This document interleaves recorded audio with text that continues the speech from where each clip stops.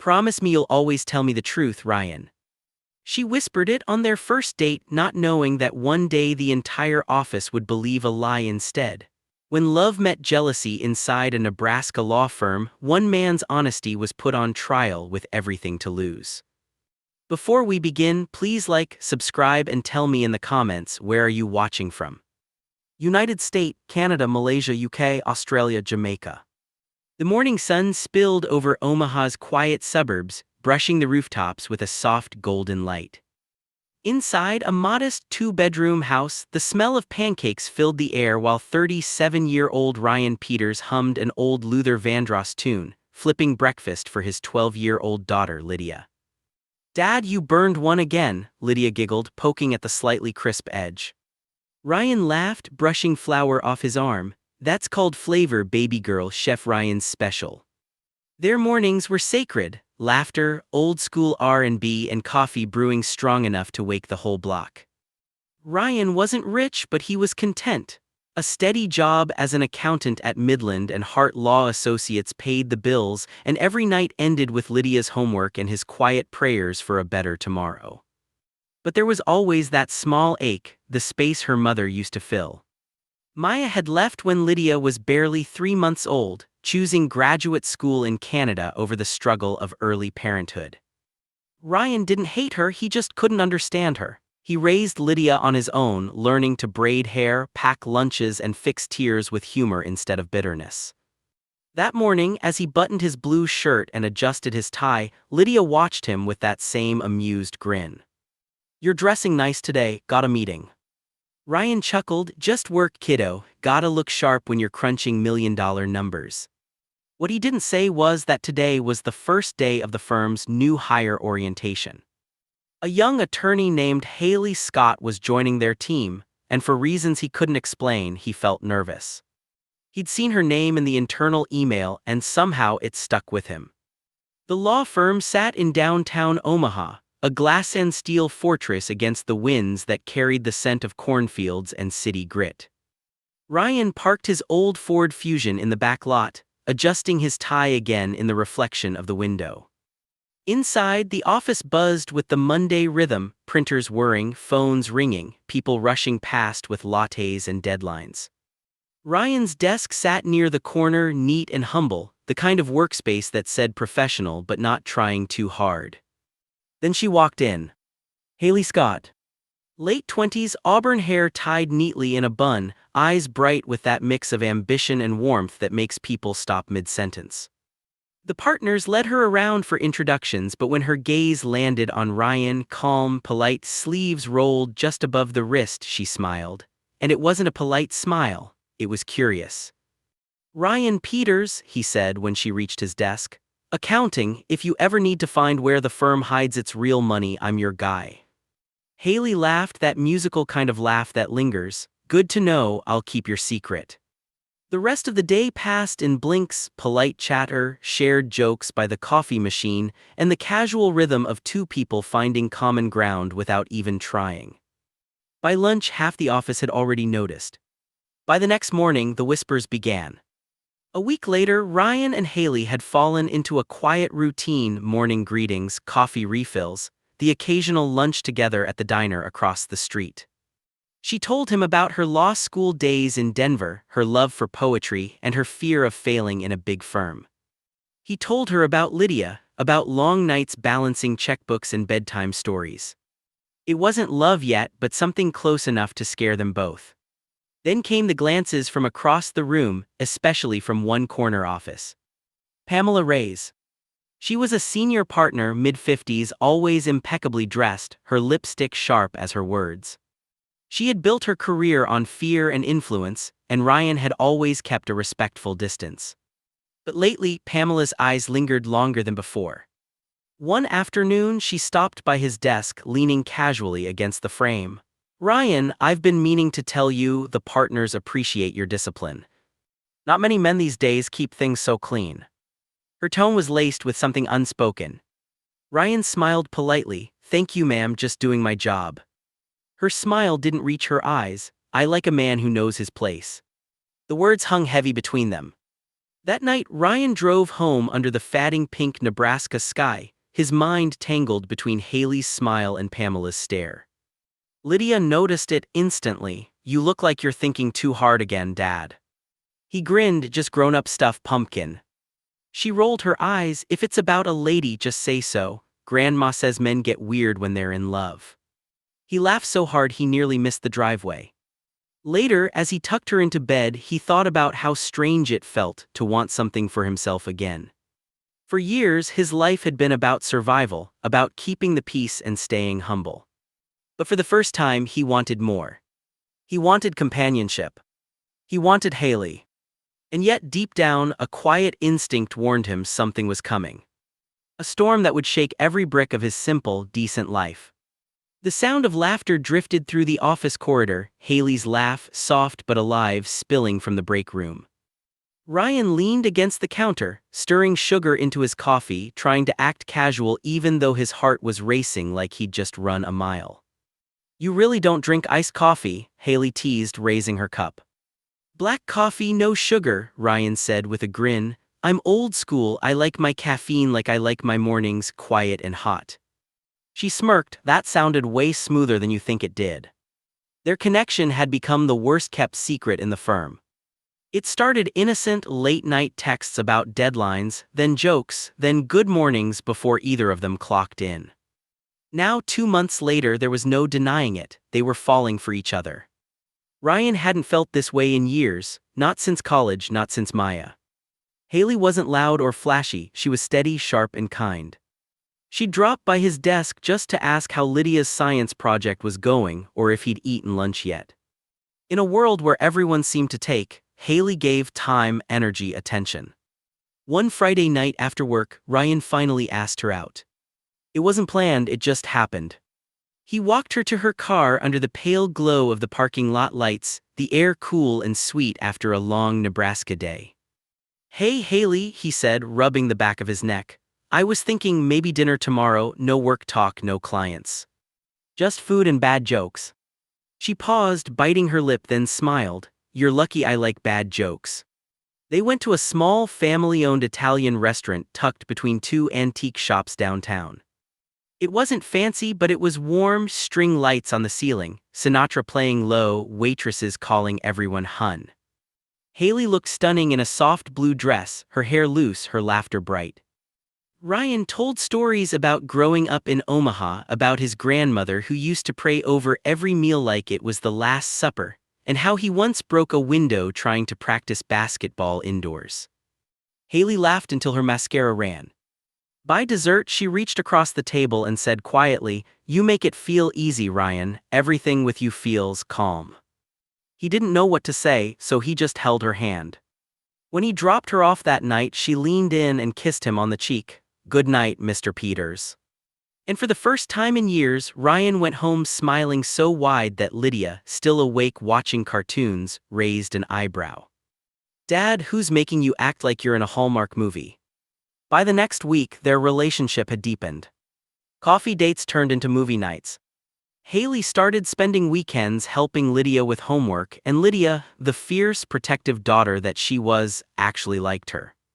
But love in an office full of politics never stays secret for long. People whispered. Some smiled behind their backs, others rolled their eyes. And one pair of eyes lined with perfect eyeliner and resentment watched every move they made, Pamela Ray's. Pamela had been with Midland and Hart for over 20 years. Her reputation was legendary. She was the woman who never took no for an answer, whether it came from judges, clients, or men. And for the first time in her career, someone had told her no. Ryan had always kept things professional, even distant. He'd heard the rumors, younger associates who'd suddenly vanished after getting too close to her. But he never expected to be on her radar. Until one afternoon, she called him into her office. Her office smelled of lavender and power. "Ryan," she said sweetly, sitting back in her leather chair, crossing her legs. "You've been doing excellent work lately. The partners are noticing, I'm noticing." Ryan smiled politely. "I appreciate that, Ms. Reyes." "Pamela," she corrected. "You can call me Pamela." He hesitated, then nodded. "Of course." She leaned forward. I was thinking you and I should grab dinner sometime. There are some financial projects I'd like to discuss privately. Ryan's stomach tightened. He'd heard that line before from other people she'd mentored. Thank you, ma'am, but I'm swamped right now, he said gently. Maybe another time. Her smile froze. I see. Her tone changed, colder, sharper. I hope you're not too busy for your superiors, Ryan. He straightened, his calm never wavering. Never too busy to work, ma'am, but I don't mix business with dinner. For a long, silent moment she stared at him, assessing, calculating. Then she smiled again, fake and brittle. Of course, good man. From that day on, things shifted. Pamela's compliments vanished, replaced by curt emails and accidental oversights on his reports. Haley noticed. She's giving you a hard time, isn't she? Haley asked one evening as they walked to their cars. Ryan shrugged. I can handle her, she's just used to people saying yes. Haley frowned. Be careful, Ryan, I've seen how she looks at you. The warning stuck with him. Because Pamela's glances had changed, colder, hungrier. She'd show up near his desk with unnecessary questions, linger during meetings, even brush against him by accident. Ryan hated drama. He'd built his entire life around avoiding it. But he could feel a storm brewing. A week later, during a team meeting, Pamela's voice sliced through the chatter. Haley, she said sharply. Could you remind me of the clause you overlooked in the Reynolds file? Haley froze. I didn't overlook. Yes, you did, Pamela interrupted, smirking. Details matter, dear. Maybe Ryan can help you stay focused. The room went silent. Ryan's jaw tightened, but Haley's eyes flickered with hurt. After the meeting, Haley muttered, she's trying to humiliate me. Ryan sighed. That's what people do when they can't have what they want. By the end of that month, the office air felt heavier. Ryan started double-checking his work, saving every email, keeping his head down. Haley tried to stay professional, but Pamela's hostility grew worse, more public, more pointed. And then one Friday afternoon, just as Ryan was packing his bag, his phone buzzed. Pamela Ray's, come to my office, need to finalize client fund transfers before end of day. He almost ignored it, but he couldn't afford to appear defiant again. 10 minutes, he texted Haley, then I'm out. He had no idea that walking into that office would change everything. Not just for him, but for everyone in that building. Ryan stood outside Pamela's office door, the email still glowing on his phone screen. The hallway was quiet, that eerie Friday evening quiet when most employees had already left, the echo of keyboards replaced by distant city noise. He hesitated for a second, something in his gut told him not to go in. But Ryan Peters wasn't the kind of man to ignore work orders, even when they came wrapped in bad energy. So he knocked. Come in, Pamela's voice purred through the door. He stepped inside and instantly noticed the lights were dimmer than usual, just the glow of a lamp throwing shadows across the room. Pamela sat behind her desk, a glass of wine in hand. On the surface, she looked calm, but her smile didn't reach her eyes. Relax, Ryan, she said, motioning toward the chair. It's just us, no need for formality. He remained standing. You said something about the client funds. Yes, she replied slowly, taking a sip. But you always get so tense when we talk. I thought maybe we could unwind first. Ryan shifted uncomfortably. Ma'am, I really prefer we keep things professional. Pamela tilted her head. Professional, right? You use that word a lot when you're talking to me, but not when you're talking to that little intern you've been mentoring. It took him a second to realize who she meant. Haley isn't. Oh please, Pamela interrupted, standing up. Everyone sees it. The late nights, the smiles, the way she looks at you, you think that's appropriate in my firm. Ryan exhaled slowly. With all due respect, my personal life isn't personal when it affects my office, Pamela snapped, slamming her glass onto the desk. Wine splashed across the papers like spilled blood. You think you can embarrass me, reject me. Her voice rose, sharp and unsteady. Ryan froze. He'd seen people angry before, clients, bosses, even judges, but this wasn't anger, this was pride wounded beyond repair. Pamela, he said quietly, you're misunderstanding things. I've never disrespected you. She took a step closer, then prove it. Before he could respond, she reached out, hand grazing his chest. eyes cold and desperate. Ryan stepped back immediately. "Don't do that." "Oh, come on," she whispered. "No one has to know. I can make your life very easy here, Ryan. Bonuses, promotions, less oversight." He shook his head. "Stop, this isn't right." Pamela's face changed in an instant from seduction to fury. "You're really saying no to me again." Ryan's tone hardened. "I respect you as a boss, but this conversation's over." He turned to leave, heart pounding. Behind him, he heard her voice, low and trembling. "You'll regret this." That night, Ryan barely slept. He replayed the scene in his head 100 times, trying to convince himself he'd done the right thing. He didn't tell Haley, didn't want to drag her into it. But the next morning, whispers filled the office again, not about love this time, about tension, about rumors. Pamela's emails became more pointed, her tone colder. And then came the paperwork errors, ones Ryan never made, mysteriously appearing in his reports. Haley noticed first. "This isn't your work, Ryan, someone's setting you up." He tried to laugh it off. "It's fine, I'll fix it." But his smile didn't reach his eyes. A week later, Pamela called another meeting, this time with the entire financial team. She stood at the front of the conference room, confident, polished, the queen on her throne. "Mr. Peters," she said sweetly, "you seem to be slipping lately. These client discrepancies are very unlike you." Ryan stared at the papers. They weren't his numbers. "I didn't process those," he said evenly. "They were edited after I signed off." Pamela smirked. "Are you suggesting I tampered with firm documents?" The room went dead silent. Ryan swallowed hard. "I'm saying something's not right and I can prove it." Her voice dropped to a whisper. "Careful, Ryan, you wouldn't want to accuse your superior of misconduct. That's a serious career move." That night, Ryan finally told Haley everything. From the advances to the threats. She was furious. "You need to report her." He shook his head. "And say what? That my boss tried to seduce me and now she's sabotaging my work. No one will believe me."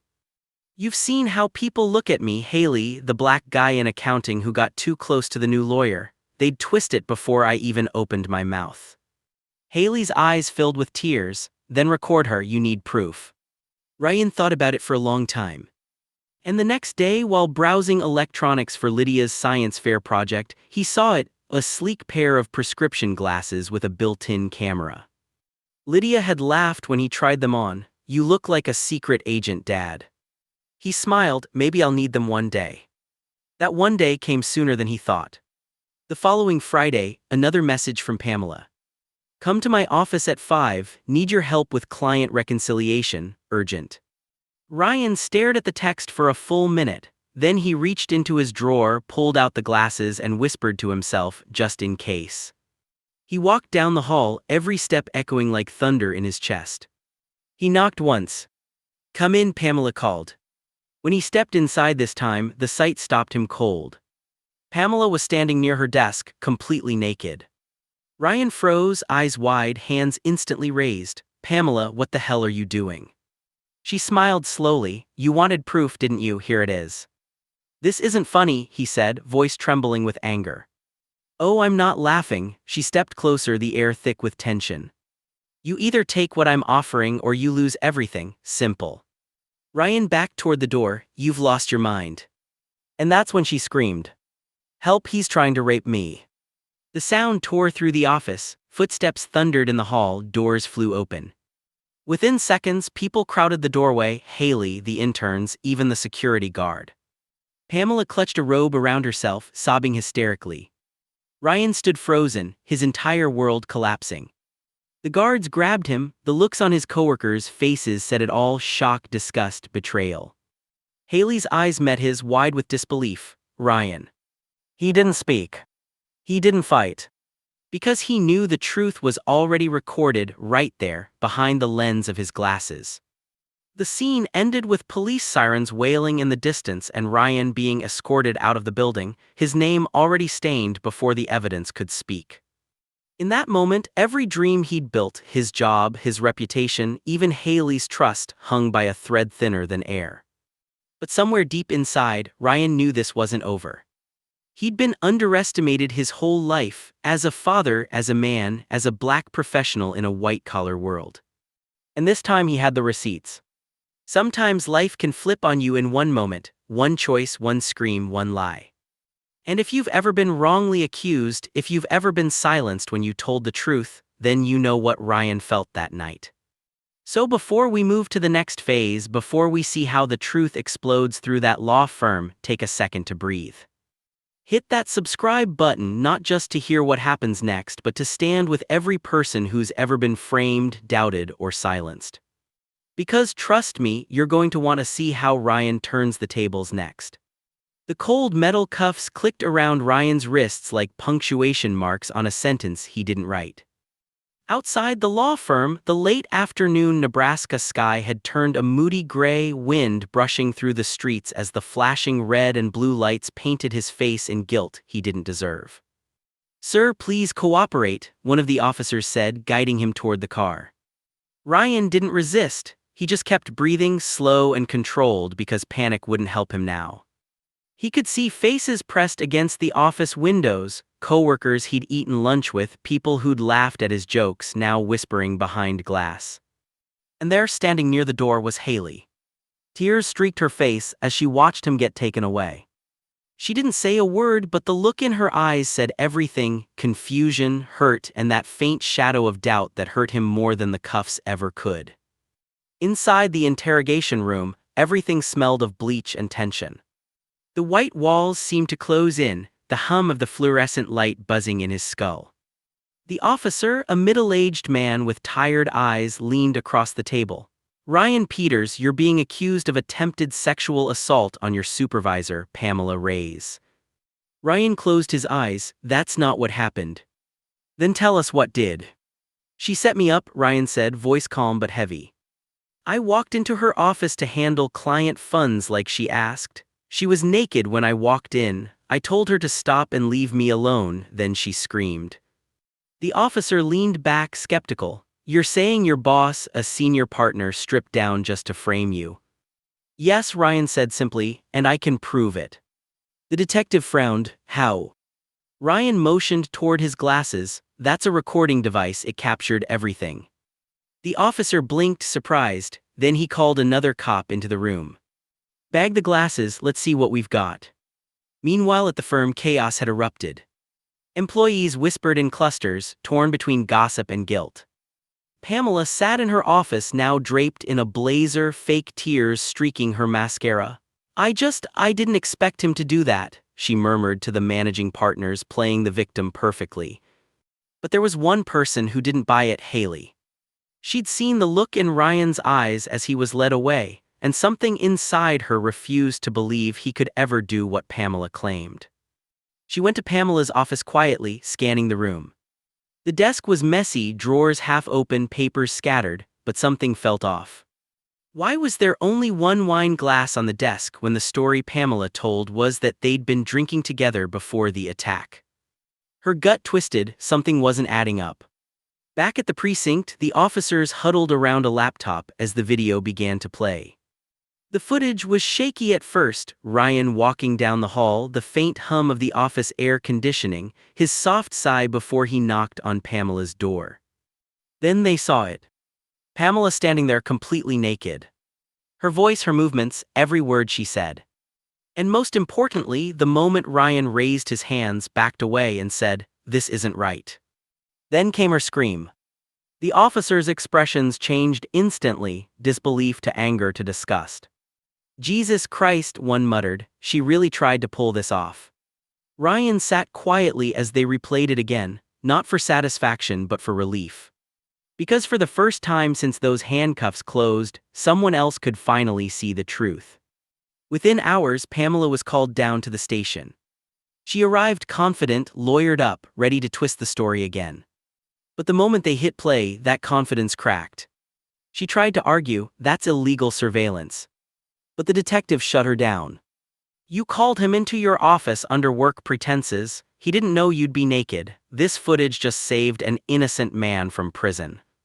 Pamela's face turned pale. And for the first time in her career, she had no words left. By evening, Ryan was released. He walked out of the station into the cool Nebraska night, the city lights glinting off the pavement. Freedom never felt this heavy before. He should have felt relief, but all he could think about was Haley, and whether she believed in him long enough to wait for the truth. When he arrived home, Lydia was waiting on the porch with her grandmother. Her eyes were red from crying. "Dad, are you okay?" Ryan knelt, pulling her close. "I'm fine, sweetheart, everything's going to be okay now." She held on to him like she was afraid he'd disappear again. 2 days later, the firm called an emergency meeting. Every employee was there, the partners, the associates, even the interns. Pamela Reyes stood near the conference table, arms folded, pretending composure while whispers filled the room. Then the managing partner spoke. "We've reviewed the evidence. Mr. Peters was innocent. The footage confirms Ms. Reyes attempted to entrap him." Gasps echoed through the room. Pamela's face went white. Haley's hands flew to her mouth as tears of relief filled her eyes. "Effective immediately," the partner continued, "Pamela Reyes is terminated from this firm and referred for criminal investigation." Pamela tried to speak, tried to spin another lie, but her words died in her throat. She stormed out past the very coworkers who once feared her, now staring with quiet disgust. For once, power didn't protect her. When the meeting ended, Haley found Ryan sitting alone near his desk. He looked tired, like someone who'd aged years in a week. She knelt beside him. "I'm sorry," she whispered. "I should have trusted you completely." Ryan shook his head. "You had every reason to doubt. I almost doubted myself." Haley placed her hand over his. "But you didn't. You fought with dignity, you always do." For a moment, neither spoke. The air between them was heavy but honest, the kind of silence that only exists between two people who have seen each other's lowest moments and still choose to stay. Over the next few weeks, the story made headlines across Nebraska. Senior partner arrested for false assault allegation. Black accountant exonerated after recording saves his career. Ryan didn't chase attention, he just went back to work quietly, steadily, like he always did. But something inside him had changed. He no longer smiled just to keep the peace. He no longer hid his worth behind politeness. He had faced the worst kind of lie and walked out clean. Haley stood by him through it all, deflecting whispers and giving strength where words failed.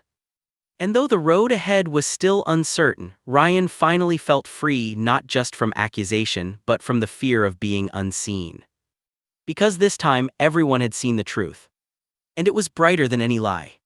Snow had begun to fall over Omaha, soft and slow, the kind that makes the city look peaceful even when life is. Ryan stood at his window, mug of coffee in hand, watching the streetlights glow through the white haze. It had been 3 months since everything happened. 3 months since the sirens, the accusations, the cameras, and the chaos that nearly shattered him. But time has a way of sanding down even the sharpest edges, and these days the air felt lighter. Pamela Reyes was gone, facing trial for false allegations and abuse of power. The firm had made a public statement, apologizing to Ryan and promising reform. But words didn't heal scars. Actions did. And Ryan's actions were simple. He went back to work. Same desk, same coffee mug, same calm smile. But there was one difference now. People saw him. They greeted him differently. Not with the casual politeness of before, but with respect, the kind that comes after someone survives a storm you didn't believe they could survive. Haley knocked gently on his office door one morning. "Hey, Mr. Peters," she teased, leaning against the frame. "You're officially the most famous accountant in Nebraska. Think you can still make time for lunch with mere mortals?" He looked up and grinned. "Depends. Do the mortals still talk too much and steal fries off my plate?" "Absolutely." "Then I'm in." They walked to the same diner where their first real date had happened months ago. Same booth, same warm smell of garlic and butter, same waitress calling everyone sweetheart. Haley stirred her drink, watching him with quiet affection. "You know, you never really talked about how it felt, all of it." Ryan leaned back. "You mean the part where I almost lost my job, my reputation, and my mind?" She nodded softly. He exhaled, staring out the window. "It felt like drowning, but you know what kept me above water?" "What?" He smiled faintly. "Knowing the truth was still out there. Even when nobody believed me, the truth didn't change. It was waiting like light behind a door. I just had to hold on long enough to open it. Haley reached across the table, taking his hand. You didn't just open it, Ryan, you tore it off its hinges. The months rolled by quietly after that. Ryan found rhythm again, work, fatherhood, and evenings spent with Haley and Lydia. Lydia adored Haley, though she teased her relentlessly. You do know my dad snores, right? Haley laughed. Oh, I know, he sounds like a lawn mower with feelings. Ryan would just shake his head, grinning. Both of you are lucky I have patience. But beneath the humor, something deeper was blooming: stability. The kind that comes from surviving hell and realizing you still deserve joy afterward. Spring came early that year. On a Saturday afternoon, Ryan took Haley and Lydia out to a quiet spot near Platte River, a little patch of green surrounded by cottonwood trees. It was the same place he used to bring Lydia when she was little, back when life felt simpler. They spread a blanket, shared sandwiches, and laughed about Lydia's latest middle school drama. Then, as the sun dipped low and painted the sky in gold, Ryan stood, brushing the grass off his jeans. Haley, he said, his voice steady but full of something fragile. You've seen me at my worst, the kind of moments you don't come back from easily. And somehow you stayed. Haley blinked, eyes glistening. Of course I stayed. He smiled. Then I guess you won't mind staying a little longer. He pulled a small box from his pocket. Inside was a simple gold ring, nothing flashy, nothing loud, just honest like him. Haley gasped softly as he knelt. Ryan. Marry me, he said simply, not because I'm perfect, not because life will be easy. But because you're the first person who made me believe I could build something again. Her answer came in a whisper, yes. Lydia cheered so loudly that 2 ducks nearby flew off the water. Finally, she yelled, throwing her arms around them both. Their wedding was small, backyard ceremony, string lights, family and coworkers who had once doubted him now standing as witnesses. Ryan wore a navy suit Lydia picked out. Haley wore a cream lace dress that caught the evening light. When the officiant said, "You may kiss the bride," Lydia covered her eyes dramatically. "You," she said, peeking through her fingers. Everyone laughed. But when Ryan looked around at the laughter, at the people, at Haley, a quiet wave of emotion hit him. This wasn't just redemption. It was resurrection. He'd gone from being the office's quiet accountant to a man they almost destroyed, and then to the living proof that truth doesn't just survive lies, it outlasts them. Later that night, as the guests left and the backyard lights flickered soft and golden, Haley leaned her head on his shoulder. You ever think about what would have happened if you didn't wear those glasses? He nodded slowly. Every day. She smiled faintly. And what do you think? He looked up at the stars. That maybe the truth finds a way out no matter what, but sometimes you have to help it along. They stood there in silence for a while, the kind of silence that doesn't need filling. Then Lydia's voice broke through from the kitchen. Dad, you and Haley better not start dancing in there without me. Ryan laughed. You heard the boss, let's go. As music floated through the house and the night wrapped around them, Ryan realized something. After everything, the accusations, the doubt, the pain, he wasn't defined by what had happened to him, but by how he'd stood through it. Sometimes life will put you on trial for crimes you didn't commit, not in a courtroom but in people's eyes. And sometimes the world will believe the lie before it ever considers your truth. But that's when character matters most. Because in the end, truth doesn't shout, it waits. And when it finally speaks, it silences every rumor, every accusation, every false friend. Ryan's story isn't just about a man who proved his innocence. It's about a father who never stopped being one, even when the world tried to strip him of everything that made him human. And maybe, somewhere out there, someone watching this feels like Ryan, misunderstood, blamed for something they didn't do, still fighting for their truth. If that's you, hold on. Because one day your story will turn too. And when it does, make sure you've subscribed not just to this channel, but to the kind of stories that remind you people can fall, rise, and still choose kindness. Because life doesn't end when you're broken. It begins when you decide to heal.